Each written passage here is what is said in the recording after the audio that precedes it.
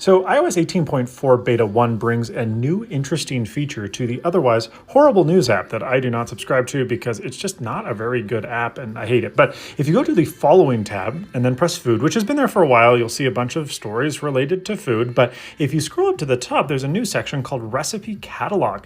And if you click on that, well, it shows you a bunch of recipes, both free and paid. Of course, many of them are locked behind the Apple News Plus paywall.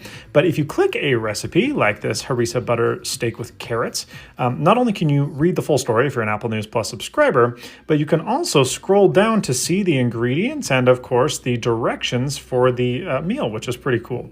The directions come with timers so that you can set it based on the recommendation, and you can also see related dishes down below. Now, they're not really related in the sense that it would be a nice pairing or side. That's what it ought to be. Right now, it just goes, oh, steak and carrots. Let me just recommend a bunch of recipes with steak and carrots in them. So not super helpful down there. I'm hoping they do a better job at pairings.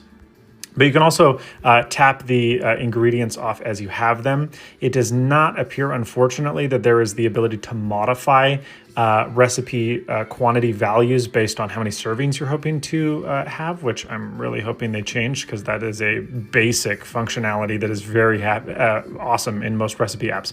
But you can even go to cook here, and this will give you big old directions that are full size, nice for the kitchen. You still have the same functionality to be able to set a timer, and then your ingredients are listed there as well. Pretty cool. All in all, pretty slick. If they have a bunch of nicely curated recipes and they're all organized well.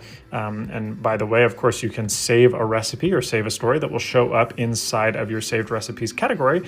Then I could maybe see myself resubscribing to Apple News Plus. Just kidding.